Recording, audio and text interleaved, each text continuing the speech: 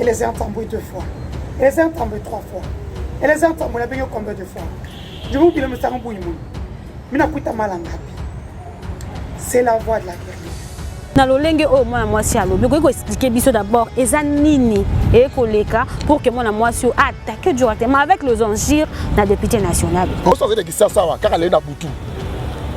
Nangala sala au mélange ya nini. Ya bien on ya avocat. Il y a avocat na manga. Ni nangala sala on pas kolo bien longi na ngai. Mais monsieur, tu as mis tes pieds dans mon plat. Tu t'attaques à celui qui t'a rien fait. Talanga bien misu. Tango yozo finga, ozolo bana muto ozolo bazana même pas muninga na même pas dans niveau na yo, niveau na zaki. Je veux te dire ceci si tu ne le sais pas où tu vis sur notre planète.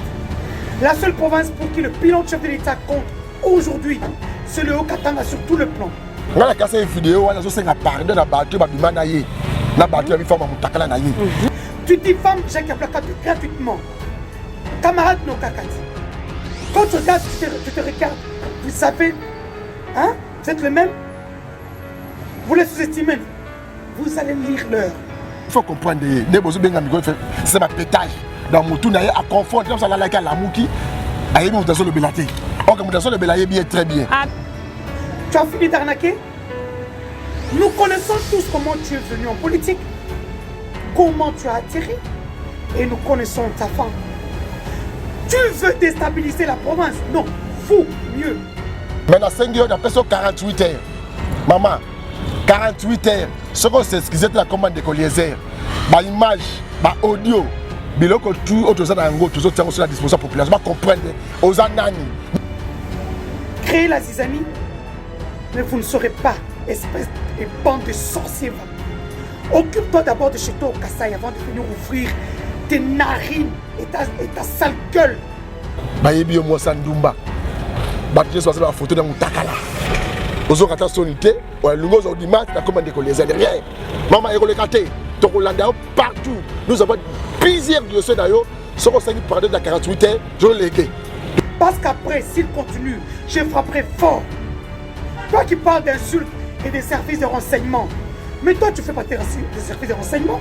Combien de pays tu as fait faire au nom contre tes collègues journalistes?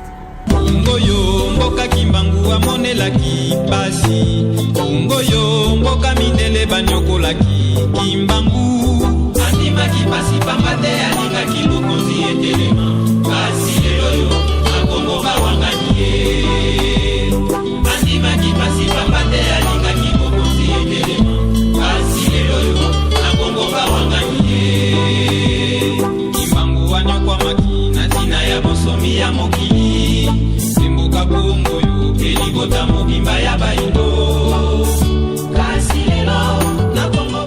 Bonjour à tous nos téléspectateurs de Réarco News. Je suis Doriana, la fille intelligente. On a émission Nabino Tolo Banatina na Ekolo, une émission socio-politique présentée par moi-même. Merci à Mirado et à la caméra. Toujours vous informer, c'est notre devoir. Et to kolembate pour na kosola Nabino Maimata Limbo Kanabiso, mesdames et messieurs. Nous sommes en direct des palais du peuple. Toi qui kosolola, Namoko yaba coordonnateur, il y a Toko Miwapi, il y a deux honorables députés Eliezer Tamboué.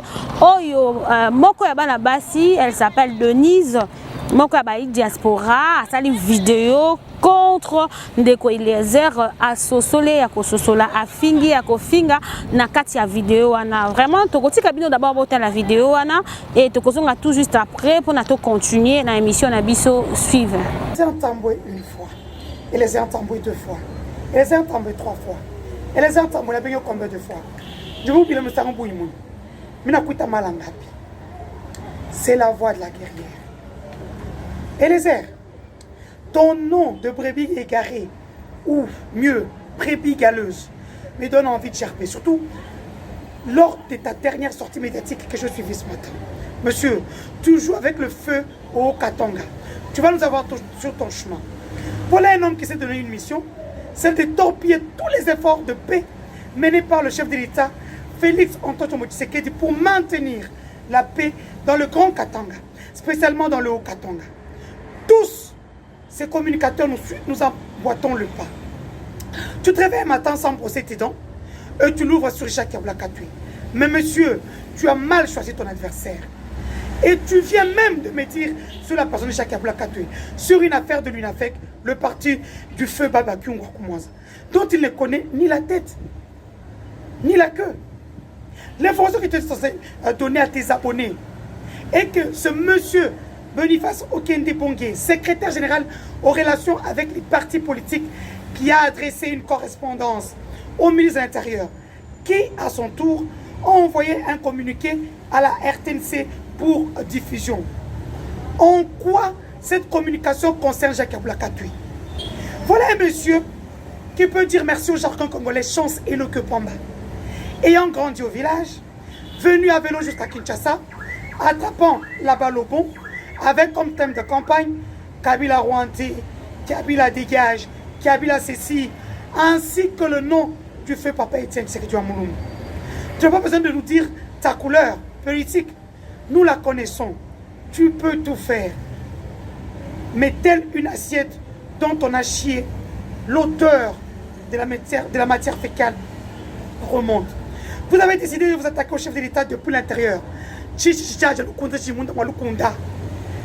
que nous sommes tous au courant de tout. Tu t'attaques à Jacques Kabila Katoué. En allant jusqu'à le diffamer, tu te prends pour qui? Petit monsieur là. Tu penses mettre le feu au Katanga? Tu en auras pour ton compte. C'est le game que tu veux, mais après ne pleure pas. Finalement, qui es-tu? Tu es député, journaliste, youtubeur ou joueur dans la boue, que j'appelle tout bonnement le game. Mais quand tu entres dans le game, assume et encaisse, monsieur. Sache une chose, nous connaissons tout ce que vous faites. Nous allons vous dépêcher. Comment peux-tu affirmer dans l'une de tes vidéos, devenue virale sur Internet, que Jacques Kabila Katoué est contre le chef de l'État et complète contre nous? Nous, notre pouvoir. Petit monsieur, nous connaissons ta faim. Tu vis du chantage. C'est devenu le moyen le plus court que tu as adopté pour te remplir les poches. Mais monsieur, tu as mis tes pieds dans mon plat. Tu t'attaques à celui qui t'a rien fait. Comment peux-tu affirmer que c'est Jacques Kabila Katoué qui a signé la lettre exécutoire du siège de l'UNAFEC au Katanga, alors que c'est le secrétaire général aux relations avec les partis politiques, M. Bondo? Je veux te dire ceci, si tu ne le sais pas, où tu vis sur notre planète. La seule province pour qui le bilan de chef de l'État compte aujourd'hui, c'est le Haut-Katanga sur tout le plan. Infrastructure, sociale, santé, agriculture, Punkabwa Katanga. Aujourd'hui, le Katangais n'a plus besoin. Manger, c'est devenu autre chose. Les finances, les climats d'affaires est assaini. Pour voir comment les partenaires défilent pour décrocher une audience avec le gouverneur pour y investir. Kiaboul est un rassembleur. Tu diffames Jacques Kabila Katoué gratuitement. Camarade Nokakadi. Quand tu regardes, tu te regardes, vous savez, hein, vous êtes le même. Vous les sous-estimez. Vous allez lire l'heure. Tu as fini d'arnaquer? Nous connaissons tous comment tu es venu en politique. Comment tu as atterri. Et nous connaissons ta fin. Tu veux déstabiliser la province? Non, vous, mieux. Créer la zizanie, mais vous ne saurez pas, espèce et bande de sorciers, va. Occupe-toi d'abord de chez toi au Kassai avant de venir ouvrir tes narines et ta sale gueule. Ou venir montrer ta sorcellerie sur la place publique. Papa, oh, premier soin. Parle encore. Je n'emploierai plus la diplomatie. Ton père et ton père, tous tes frères villageois vont te haïr. Ils ne seront pas épargnés. Et après, il n'y aura rien. Comme je le dis, derrière village, il y a village. Derrière Denis, c'est rivière. Après moi, c'est mon génie. J'en appelle aujourd'hui au notable de Grand Kassai. Parce qu'après, s'il continue, je frapperai fort. Toi qui parles d'insultes et des services de renseignement, comme je le dis, derrière village, il y a village. Derrière Denis, c'est rivière. Après moi, c'est mon génie. J'en appelle aujourd'hui au notable de Grand Kassai. Parce qu'après, s'il continue, je frapperai fort. Toi qui parles d'insultes et des services de renseignement, Mais toi, tu fais partie des services de renseignement. Combien de pays tu as fait faire au nom contre tes collègues journalistes qui ont été commandités par toi? Monsieur, nous t'avons fabriqué, non? Nous verrons ta force en 2023. Il n'y a plus Kabila comme sujet de campagne. C'est fini ça. Toujours à se jouer les victimes. Continue, nous allons écrire au département fédéral des États-Unis pour qu'on puisse te retirer le séjour. Toi et toute ta famille, continue. Tu sais comment ça se passe, non? Je t'apprends, quand tu n'as pas déposé ton projet pour la communication du chef de l'État, on m'a mis au courant, hein, vers GLM. Tu vois le nom? C'est le pasteur. Je lui ai dit que tu es un traître. Tu n'as pas infiltré Moïse. Tu nous as infiltrés aussi. Tu joues un double jeu.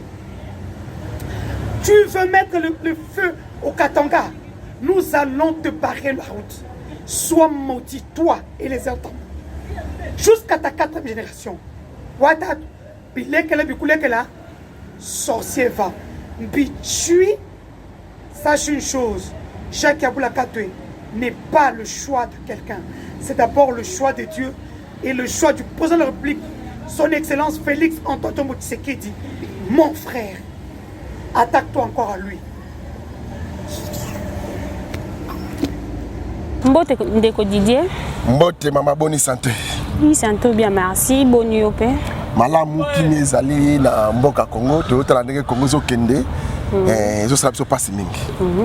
Un mot d'abord pour notre côté dans la ville d'Assige na biso le lengemboka kotambola étant que yo mopandi sango aujourd'hui l'IPMATI 750 francs situation comme de plus en plus difficile aux amoko bozaka nan de liézer na pe moko ya ba député na situation actuelle au pays eza koninga na tant que mona mboko ko ikoloba nini na tina na bon awa siko nazo ko yebisa bino ko sola ba congolais attaque congomani ya solo non attaque collaborateur de Collier parce que nous allons vivre situation au peuple nous allons vivre nous sommes dans mboka Congo comme si ba la stage hein le gouvernement le ministère le entreprise de l'état congolais et ça impossible dans le peut monde dans mboka Congo tous en Kolia Matembele ils ont moins susté ngai ils ont Matembele dans Afrique centrale ils ont la Congo na Brazzaville benga ngo flair biso a de l'air Matembele Matembele la Congo ils a sujouté ngai zate manga zate tous comprendre te mboka ko tous kendo wapi ils les babé si les gens dans Congo to ndengeni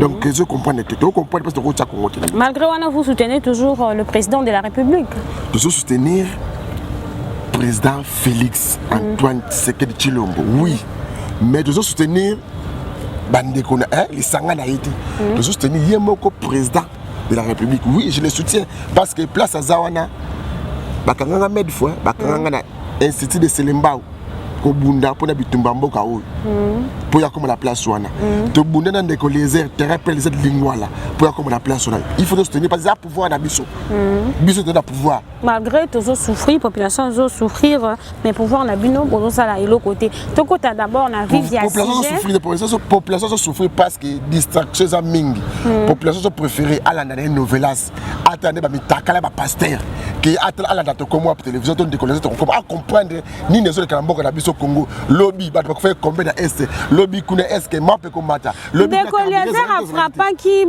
ministre économie oui en sécurité dans l'Est. Il y a beaucoup de ministres au pays qui sont à Kito côté. Totalement ce ministre là, au bino frappa qui pour n'ako bomami sur yabaï congolais, pour n'ako tel c'est que chef de l'État au salam malamu, voilà pourquoi voilà. Donc ils ça pour bon temps de konamai. Il faut on a 4 assemblées nationales, il y a 500 députés. Lisanga, mon seul c'est même pas un décollé, c'est Lisanga ba député. Ne batal n'enge peuple azo souffrir. Balibité, il faut ministre économie yao. Neni na mboka Congo libanais, akomote na luto madesu. Luto aloso, akomote na maleo en alimentation. Okazo abengami comme ça mon pays face à la commerce ya miner ate kango des gros bassins qui aloso, nombu maloso. Ba bengi ça qui na makamata normal. Et puis ministre ça qui est capable de expliquer ba na Congo. Pour les blocs matin, ça va être Ukraine. Ok, hier, une bonne papier avant Ukraine. Bloc matin avant Ukraine. tozangi matembele tozangi madeso tozangi mai avant Ukraine ya ba bengisa ki yawa député pe mususu ako kosala motion insécurité ya mboka Congo yemo akozala jamais aza place ba député nyonso zela kati. Merci beaucoup Ndeko Didier bandeko ba koloba bandeko bazo continuer kolela na bayi député na biso tomoni mona mwaso akoloba na député akofinga et ça la passe en député honorable oyo aza élu à peuple aza ko représenter population na lolenge oyo mona mwasi alobi ko expliquer biso d'abord eza nini et koleka pour que mona mwasi attaque directement avec les enjeux na député national. OK, merci mona tuni ngai pe na moni vidéo batindelinga paf depuis 5h du matin. Nataka Jean Ndeko Didier qui koza wapi natala bonabi oh mais nazo senga na bana kisasa nyeso bokolanda nga sikoyo bobengi ngai par-ci par-là boyebi ndako ba famille mona mwaso bazalaka boyebi bata solana na bango mais bozana nous calme parce que tous la ye moko Ndeko Eliezer apesa mot d'ordre poto liya na no mutoyo to liya poso zene kisasa wa kaka le na butu nangala sala opena moyi mélange ya nini ya bengoni ya avocat ya avocat na manga ni nangala sala on pa ko bien elongi na ngai talanga bien na misu tango yozo finga ozoloba na muto ozoloba azana même pas muninga na même pas na niveau na zati Eliezer abundi bitumba na mboka oyo yo ozana na poto place okimaka passe ya mboka oyo biso tikala mboka ko lia ngai ko lia itenda piodi yo kimi passe OK place okenda kolela na moi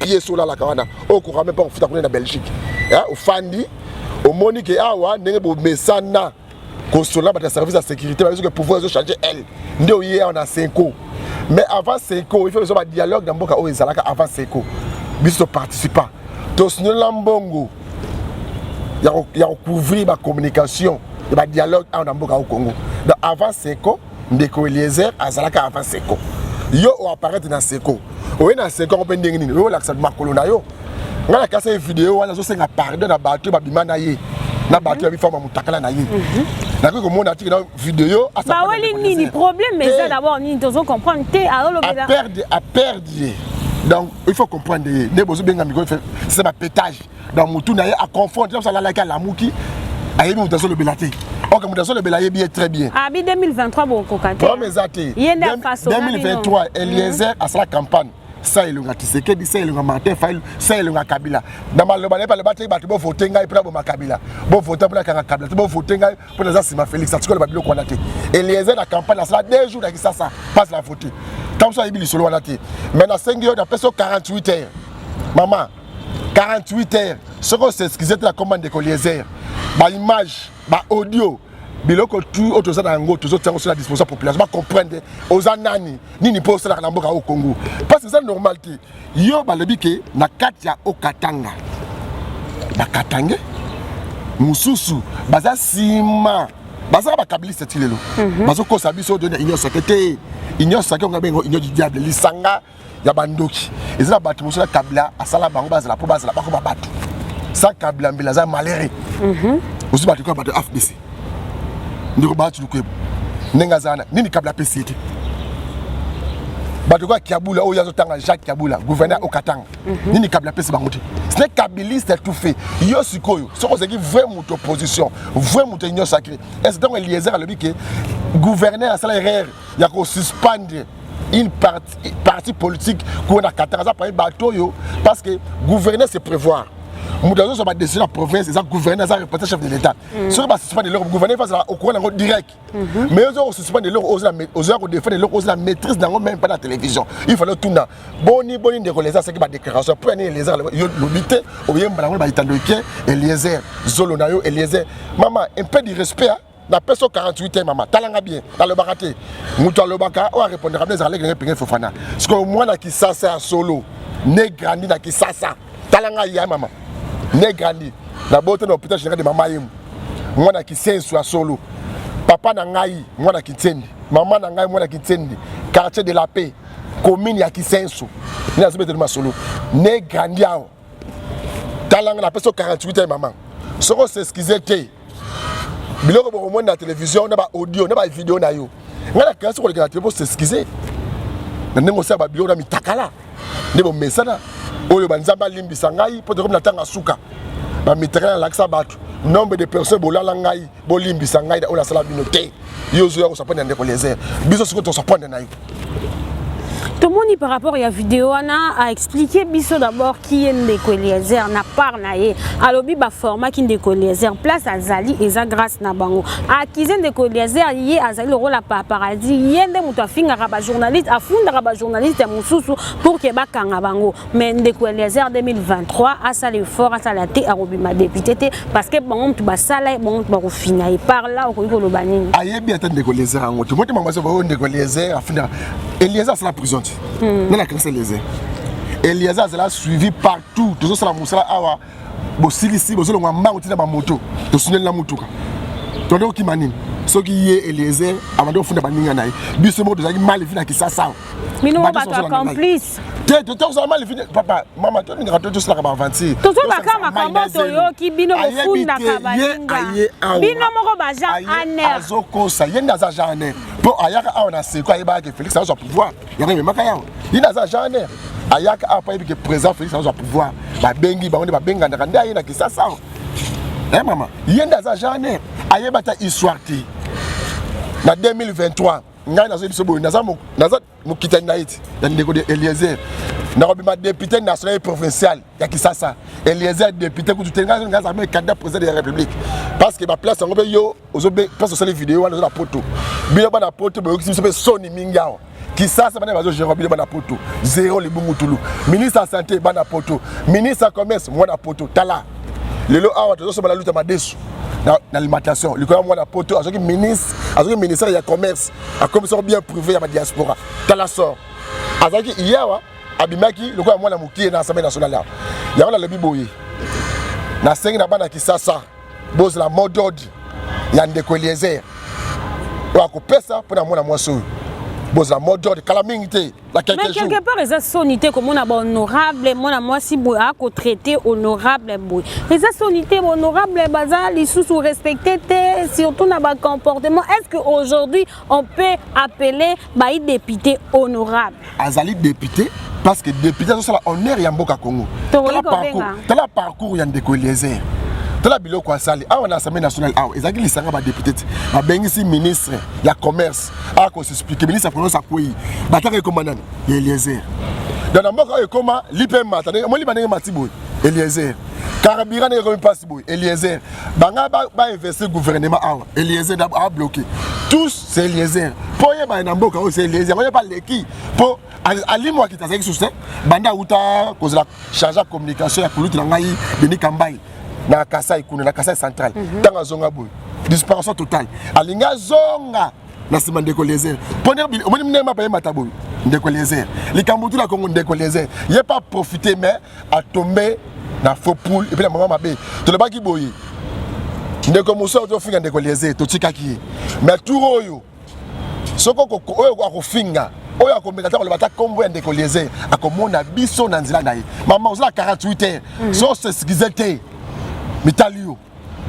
Ou quoi apparaître quand ça la fumu mbangwa na zona ba boy na zo tali kolo na mabele zo yoka makamba zo loba moni likolo zo yoka ngai na CP zo yoka ngai de peso 48 maman so qui olobité pardon na to moni yangote Mitalio bozna Kasai na bino mais ça ba vanti ba théâtre na bino parce que les politiciens Kasai sont des constants ba ça constater ne mais ça ba théâtre ni bo sala kuna ya moni ba Kasai ba zo longo ba zo ke katanga pour passer leki maluma tonda mutazo te kata batola ndaku bozo est capable ya reconstruire bozo ba kanismo to kata entreprise malongo la province d'Abino les obete masolo mutozo soutenir wana est-ce que assez colonna est-ce que l'ingi chef de l'état a la vision ma kozamboka c'est kabiliste a tout fait nenga pose ali kabiliste plus que yemo kabila vous comprenez yangona le bibo mama 48 heures soko c'était Mitalio soko c'est qui pardon te a maman a lobby déjà. Un mot de la fin, na bateau va Kolandayo, un mot de la fin, la population congolaise, au bateau subir toujours le ministre Akouei, carburé m'attaque directement et comme il lit pas, situation comme vraiment difficile. On voit que le banaba et bateau Landao nini surtout. Dans le lobby boy maman, pendant ma cambo lobby wana, je suis tout à fait d'accord avec toi. Gouvernement au soir et ba wario, au contraire et ba wario c'est la ranine, pas wario l'axi guerrier combattant. Au contraire, il y a des guerriers faibles. Les gouverneurs sont faibles. Il faut démissionner. La première ministre. Quand ils sont en bas, tu as deux trois premiers ministres. Oyo, bakwa gérer beaucoup bien, tu es très faible. Ils allaient Sami Badibanga. Ils allaient nani musu comme nani. Oh, ta prison bala mako c'est premier ministre. Nani Bruno Chibala, ils allaient Samalokone. Ba premier ministre ba yoki Congo soni. Bazo ba poste ba sali Congo, ba sali elo côté pour mboka Congo. Na bazo ka inaperçu. Dans ma tête Antonio, atika ba on a devoir moko boyo. Bazo ko atteindre ti. Ba avion de ça là, de ma tête Antonio. Babi ba transco mata tamponi banzela mata tamponi ba yoka ta sonité. Mais n'a pas le président de la République nanyoso pona suka to tunara bilan. Bilan oui, bilan le bien mamba solo. Yango moni to le biboye moko zamboka oza ne ya suka oyo. Apesa biso ba to bunda mingi pona mboka oyo. Ba to kufeli ba camarade, to kufeli ba mama, to lala banzala. Na yebi ndenge ba teka pétrole. Na yebi kolia malewa. Na yebi kolia obi ba bengo nini. Obi to zaki so fandi to bi to kesala to sangana bandinga yo na lima tembelenga na mungwa yo na futo lambi place moko to sangani na yebi ndenge ni bateka kalipa. Apesa biso pouvoir na biso bato bundi. Alors l'espoir pe ba diaspora wana. Ba diaspora omoni nde bazo so soni. Dozu télévision, ozu téléphone na yo tie. Ba diaspora so yebi ko tika na mutaka la miso bato. Donc oza moi c'est le plus faible de la Congo. Yo. On le fait dans ma Kambuna, il y a Kindumba, il y a Kibosalité, il y a Kimutakalisation, il y a côté politique. Donc on s'en charge d'ailleurs parce que nous avons des vidéos, nous avons des audios. Maman, na ebisio okosambwa. Bosambwaka, bosambusanaka. Mais il y a qui ça c'est à l'élo. Façon que sambwa na no sambwa bongote. 48 heures. Rapidement, un mot de la fin. Madame Kabiliste, la personne 48 heures. Moi, je dis ça. Je n'ai habité aux gens, la chance pour ça, la musique. Comment la ça, ça, lobby, ça, moi, ça, solo, quitter la ça, on peut sentir, nous, le lobby que nous avons battu renseignement, on peut sentir que renseignement, c'est la solo. Tu peux lier au pénal d'Assir. Tout en négociation, ça, au président Assemblée provinciale, au président Assemblée nationale, au président Sosoba Luba. Au président Sosoba Katanga, au président Sosoba Congo, Makambo et Talibinote Bokote Angote. Mouto a fini de coller les autres qui étaient dans Souka. Boloko est là, prison Makalate, parce que tu as changé de forme à prison. Tu as senga. Na biso ba tu comprendre vision de colézer biso père de famille le kolangai au fin à patron ngai. Moi j'ai donné les airs, n'a pas les airs ndoya et les airs amuki azana 8 ans aliwana ayo kama kambu un petit mouvement sur le de colézer parce que comme on est bien né en notre benga pit moi Sandumba ozo banga tête député national ozo tolo bawana maître zawana non dossier na déjà donc yeba ngo dossier classé sans suite mais avec suite. Et puis, suite, il y a vrai ango, denga leki lelo, le billet qui est payé Fofana, le bikuna au rosadier maqué, c'est le gros amas du bac, tu connais cadre, et puis, banquette sur ça d'après, tu sais pas bloc. 48 heures, aussi pardon, la gagne en sous, mais tu vas comprendre nengo zalaka. Parce que c'est normal. Moudouga Kabilou, Jacques, gouverneur, il y a Okatang, c'est kabiliste. Il y a le besoin de personnes de l'Union Sacrée. Au sonné, parce que parce que les Congolais Koufa. Ceux qui le pendant 18 ans. Congolais Zanginzela, Azangelo Kakolia, Azangi, si le essence le gens à combien. Et puis, le ministre, on a dit Karbia, Yotelemité, Ayawate, Ayawate pour Nani. Maman Boka Wabino, Toboili Sanga, Wanamoli Sanga, Yabandoki. Toyawa, pour la population à Bisso, à Koufa. Bisso, c'est la route, il y a des Bisso qui Mboka Oyo, ils ont souffert. Ils ont Matembele, Limwe, Mange, Limwe, Ngaï et Limwe. C'est la vérité. Il faut démissionner, il faut avoir courage. Maintenant, la part, il y a des députés, la situation actuelle à Mboka. Souffrance, c'est des mais les députés, de l'autre côté, rapidement, un mot de la fin, surtout les députés, entre-temps, Bisso Bato, Votaki, Bandeko-Elizer, tous souffrir rapidement, un mot de la fin. Tu vas voter Ndeko-Elizer, tu vas souffrir. C'est-à-dire, avant représenter les députés, les députés, ceux qui sont au côté, bon, 0 sur 10. Comment on va l'amour qui est micro? Au côté bango lisanga so côté bango moko côté ba député mais soit 8 sur 10 mais soit 10 sur 10 parce que mention de censure mention de défiance question écrite avec pour les ministres ba député bazo sala ngwa ba ministre bazo le cas chériba okenda auto le cas ministre ya intérieur auto le cas ya économie comme Boudaki makambozo le bana question écrite à boyango question on va faire débat boyango azu morceau de sensé accueilli ba musique bazo soka mboko ayemba la moko soko boyi ba ko da procédure normal ensemble national zo sala musala nango yenge be na mibeko awe eza makamba ya armete we ba pesa ibeta la socket ozu la socket bete abeza makamba mibeko kokoma mutu il faut sala na ba congolais un mot de la fin aussi par rapport à l'émission na ba congolais ba kolanda biso ndeko na biso ya mwasi bayoki batali vidéo o salami et pas moi moi bozo landa wana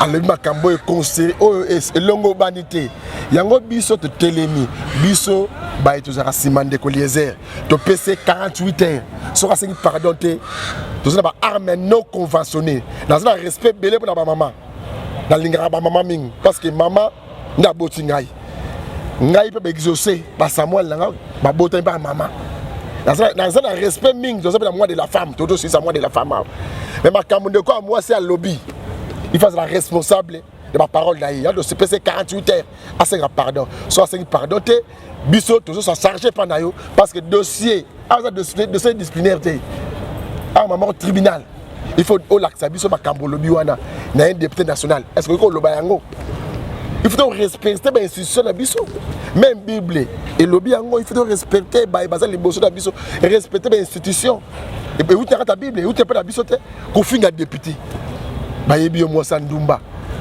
batine soit la photo dans takala ozo kata sonité ou lungo zo dimat na commande ko les rien mama eko le katé to Rolanda partout nous avons plusieurs dossiers d'ailleurs soko 5 pardon de 48 heures je légué to laguer to lancer biloko nyonso o to zango comme ça peut comprendre aux kanani nini po ça na mboko Congo qui est le vrai mon service à renseignement ou à Kangsarbat et ça yoti on a pété ma plan. Merci beaucoup Ndeko Didier Kikou, merci à Mira derrière la caméra. Nous sommes arrivés à la fin de cette émission. Abonnez-vous massivement à moi. Je vous dis déjà au revoir et à la prochaine. Bye. Ok, merci. On y a ça. Ngoyo mboka kimbangu amonelaki pasi Ngoyo mboka mindele banyokolaki kimbangu Andimaki pasi pambate alingaki bokonzi etelema Kasi leloyo akongo bawanganie Andimaki pasi pambate alingaki bokonzi etelema Kasi leloyo akongo bawanganie Kimbangu wanyokwa makina tina ya bosomi ya mokili Kongo yo, elibota mobimba ya bayindo